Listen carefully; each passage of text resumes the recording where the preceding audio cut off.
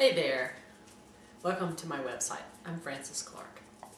I'm guessing that you're probably here because you are having a tough time with anxiety and fear and you're looking for some help.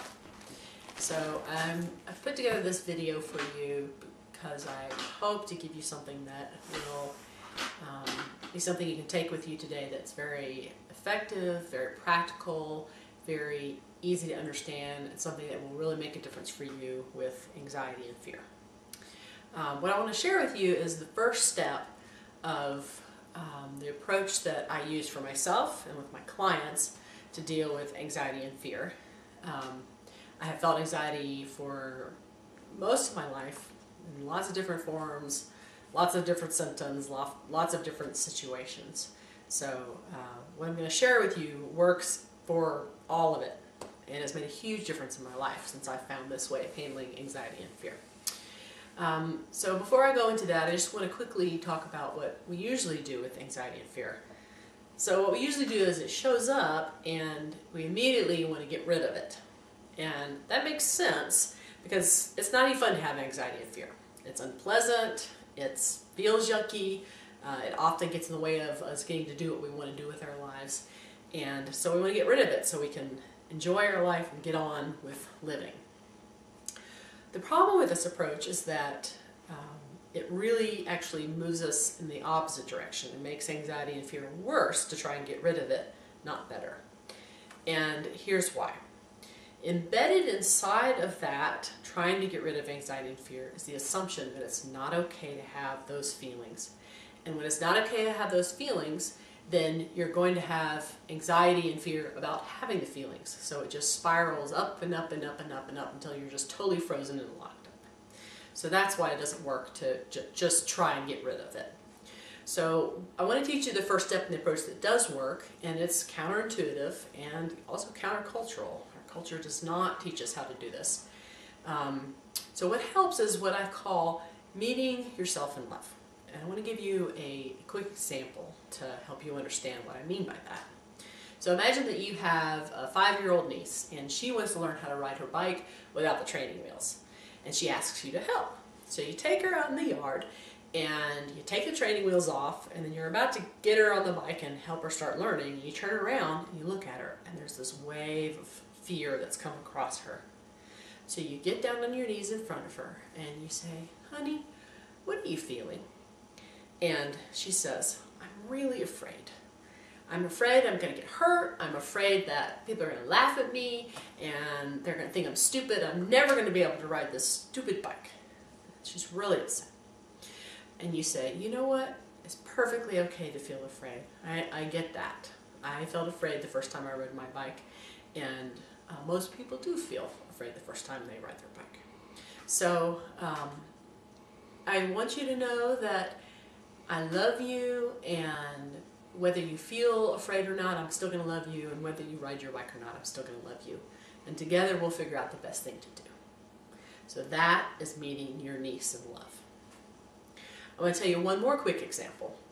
So imagine there's a movie that is coming out this Friday that you and your partner have been dying to see, and you make a date to go see it, even though the last few times you've been to the movie theater, it's been kind of tense for you. You've had the beginnings of panic attack symptoms, and it's been really nerve-wracking to be around all those people. So you make the date, though, because you really want to see this movie. The day comes, and as the time gets closer and closer, you find yourself getting more and more tense. You've got tension in your stomach, and maybe you're lightheaded, maybe you're nauseous, maybe you have trouble breathing. So your partner gets home and you say, "Oh, honey, I don't know what to do. I really wanted to see this movie, but I'm terrified. I don't want to go. I'm afraid I'm going to have a panic attack, and I don't want to be around all those people and feel claustrophobic." So your partner takes you by the hand and sits you down at the couch and looks you straight in the eyes and says, "Honey, that is perfectly okay that you feel anxious. I get it. I understand. I'd feel anxious too if I were in your shoes and had the experiences you had the last couple times we went to the movies. I love you. I will love you no matter what we do, and I love you whether you feel anxious or not. And together we'll figure out how to love you best in this situation." That is your partner meeting you in love. So here's what these two situations have in common. When you meet someone in love, you send them these messages. First of all, you send them the message that you are okay. There's nothing wrong with you. The second message you send is, your feelings are okay. The feelings you have are a normal part of human experience and there's absolutely nothing wrong with them. The third part of the message is, I love you unconditionally. I accept you the way you are, and I love you no matter what you feel and no matter what you do.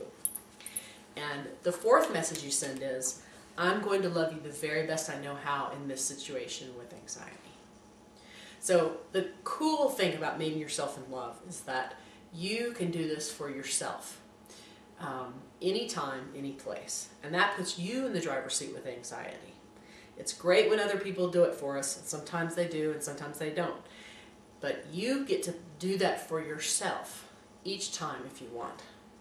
So here's why it works. First of all, when you meet yourself in love, you're changing the fundamental experience you have with anxiety. Instead of having this cycle that spins up and up and up into more and more anxiety, you have the anxiety, you meet it in love, you're present with it, and you're still able to move through it. It doesn't get bigger and bigger from trying to not have it. So you're changing the fundamental experience you have with it. The second reason why this really works is that when you meet yourself in love, you are experiencing love. And when you feel loved, you feel safer, and when you feel safer, you feel less anxious. So that helps to dissipate some of the anxiety and fear. The third reason why this is so incredibly powerful is that as you do this over and over, you meet yourself in love over and over in times when you have anxiety and fear, you are rewiring your brain to have a different experience with anxiety. So no longer is it this big scary monster that you have to avoid at all costs because it's just going to shut down your life. Instead, it's just another human experience that you have. Maybe you still don't like it, and maybe it's still unpleasant, but you know that you can move through it instead of being stopped by it. So you are rewiring your brain to have a different experience with the anxiety. This step is so powerful. I want to tell you a quick story. I had a client hire me about a year ago. She'd been laid off from a job and was looking for different work and a different kind of field. And she knew that she wanted to make a big contribution to the world, she wanted to help people, and she wanted to make decent money. She had some anxiety about this process, which is perfectly normal. Anybody who's been through a job change process knows what that's like. And at the beginning of our conversations, there was a time when she was kind of having a really tough time with anxiety and fear. And I taught her how to meet herself in love. And within 10 minutes, her entire outlook had changed from being closed up and kind of really frozen up to being relaxed and wide open to the possibilities. And from that place, she was able to see what was really true for her and to create actions from that and to take the actions. And by doing that over and over and over, and being in an exploratory process over several months, she found a job that fit her criteria, that was made a big impact on the world and helped people and made her decent money. So that is the power of meeting yourself in love. So I've written a guide called How to Stop Anxiety and Fear from Stopping You. And I go into a good bit more depth about meeting yourself in love in the guide. I also talk about a really important concept called letting your spiritual self run the show.